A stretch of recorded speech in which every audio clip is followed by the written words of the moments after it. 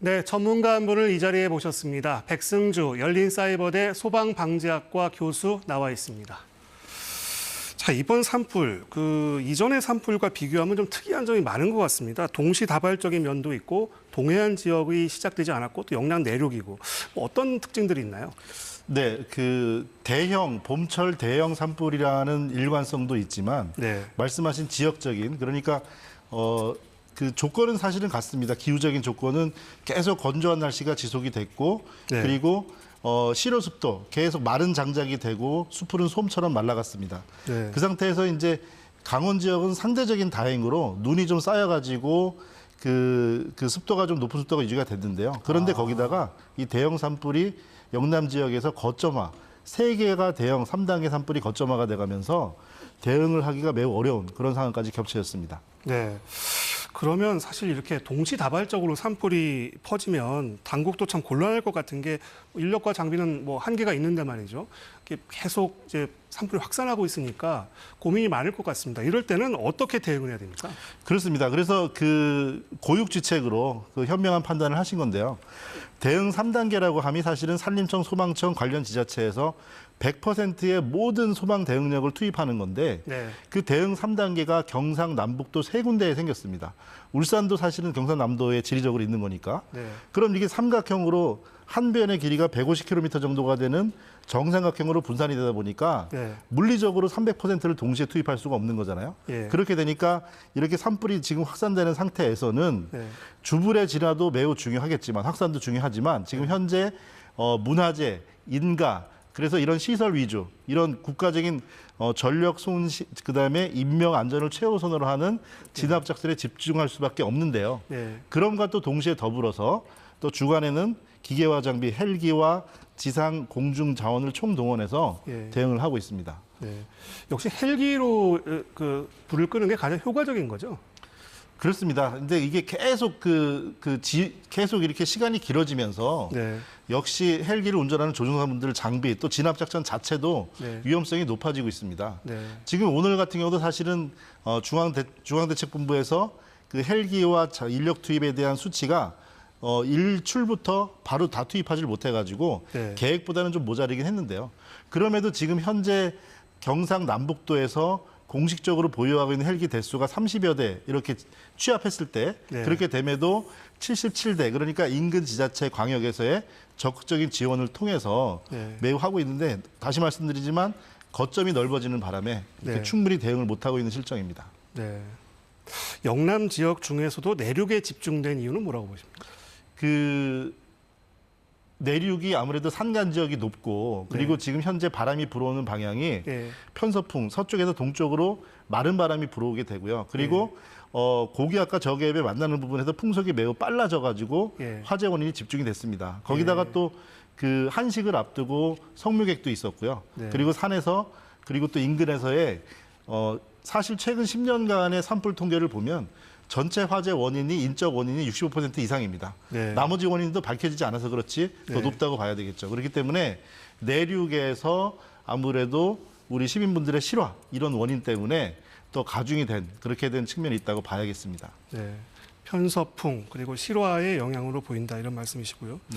지금 뭐 주불을 잡는 데 총력을 기울이고 있는데 주불을 잡고 안 잡고는 어떤 차이가 있습니까? 네, 주불이라는 거는 이게 산림 같은 경우는 한 공간에서 멈춰서 타는 게 아니고 네. 나뭇잎과 줄기, 수가나 그래서 잎과 줄기와 지표를 태우면서 지나가거든요. 그러니까 한 번 높은 온도로 탄 지역은 상대적으로 네. 땅 밑에 지중화, 잔불밖에 없습니다. 그러니까 주불이 지나가는 상황은 화재가 퍼지는 상황을 얘기하는데요. 예. 퍼지는 속도가 매우 빠르기도 하지만 그 거리 측면에서도 예. 한쪽으로 가는 속도가 우리가 이제 원으로 퍼지게 되죠, 화재는. 예. 그러면 이 원의 길이가 반지름이 1m가 늘어나면 네. 둘레는 6m가 늘어나게 됩니다. 네. 그러니까 화재 확산되는 바람의 속도의 6배 이상 주불의 화선이 커지는 거죠. 그래서 지금 계속 진화율이 높고 낮고 이렇게 되지만 네. 진화율이 똑같이 70% 정도로 정체가 돼 있다고 하더라도 그건 무슨 얘기냐면 끄면 끄는 만큼 상대적으로 주불이 늘어나고 있다는 거거든요. 그렇군요. 네, 그렇기 때문에 주불을 막는 것이 산불의 진화에서는 매우 중요하지만 또 말씀드리지만 전체 주부를 대응하는 대응력이 지금 안 되다 보니까 한계에 있다 보니까 네. 지금 현재는 거주시설, 인명대피, 문화재 보호 이런 쪽을 우선 집중하고 네. 그다음에 주불 쪽으로 대응하고 있는 그런 실상입니다. 그럼 결국 진화율이 조금이라도 떨어졌다는 거는 상당히 심각하다고 봐야 되는 거군요. 그렇죠. 그러니까 그 전선의 측면에서 네. 퍼져나가는 속도를 끄는 속도가 이길 수가 없는 상황이기 이길 수 없는 때문에 상황인 거군요. 그렇습니다. 특히 주간에 그렇다는 것은 예. 매우 심각하다는 것을 수치로 보여주는 겁니다. 아, 그러면 이 주불이 안 잡히는 건 역시 바람 때문이겠죠? 그렇습니다. 이게 그 산림 자체는 일단은 30도 정도의 경사만 졌다고 보더라도 네. 평지에서부터 보다 4배 이상 확산 속도가 빠릅니다. 네. 위로 서 있는 불이 땅이 바닥 위로 올라 서 있는 꼴이 되기 때문에 불이 옮겨붙는 속도가 빠르기 때문에 그런데요. 네. 거기다가 바람까지 불게 되면 네. 초속 5m/s만 불더라도 이 확산 속도가 20배까지 빨라지게 됩니다. 네. 근데 지금 오늘 15m/s, 아까 기상으로 보면 내일 새벽부터 20m/s까지 이렇게 얘기를 하잖아요. 그러면 이게 15m/s, 20m/s면 네. 시속 70km, 80km로 달리는 거예요. 그렇게 되면 거기에 불씨가 얹혀져서 확산이 되는 거죠. 그렇기 때문에 사실은 산과 산 사이의 계곡과 그리고 거주 지역 이런 것들이 훌륭한 방어선이 됩니다. 그 퍼져나가는 산불이 탈 것이 없어지기 때문에 더 퍼지지 못하게 되는데 네. 이렇게 강한 바람을 탄 비화, 대포처럼 불씨가 날아드는 상황에서는 오히려 이런 거주시설, 문화재 시설들을 고립시켜버리는 그런 위험성을 가중시키게 되죠. 그 말씀하신 대로 지금 태풍급 강풍이 지금 예보가 돼 있는데 이런 상황에서는 어떻게 오늘 밤사이 대비를 해야 됩니까?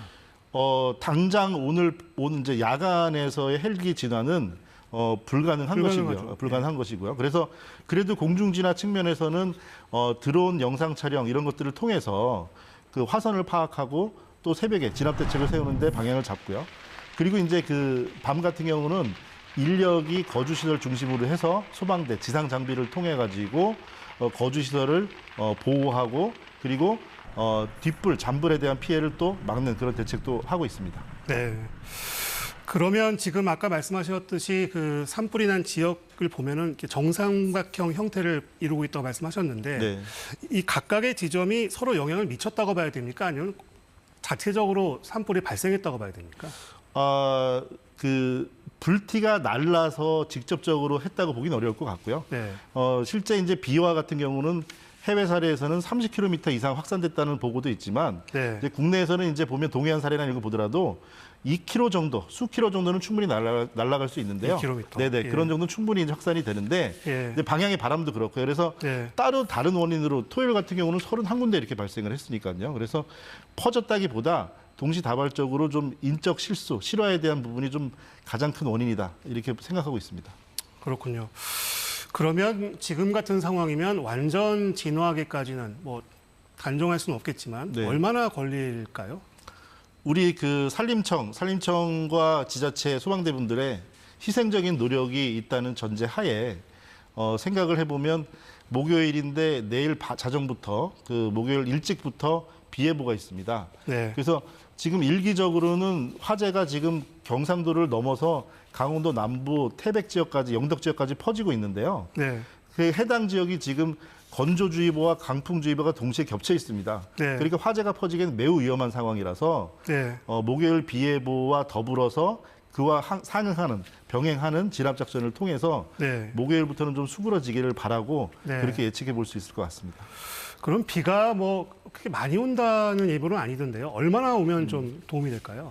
네, 일단 습도만 낮아져도 화재가 확산되는 데는 매우 큰 효과를 내는데요. 아, 비도 있지만 습도도 있군요. 네, 그렇습니다. 그래서 이게 그 영역으로 보면은 경상도 지역에서 화재가 그 눈이 쌓여가지고 아직 습도가 어느 정도 유지가 되고 있는 강원도 남부 지역까지 지금 확산되는 꼴이라 네. 불이 더 타서 올라갈 영역은 좀 좁아진 면이 있거든요. 그렇기 네. 때문에 소량의 비라도 좀 더 많이 내려주면 좋고요. 그래서 네. 골고루 내려서 주불도 수그러 들고 그리고 네. 뒷불도 좀 정리가 될 수 있는 그런 네. 바람을 좀 해봅니다. 네. 네. 몇 가지 보도물 좀 더 보시고 계속 얘기 나누도록 하겠습니다.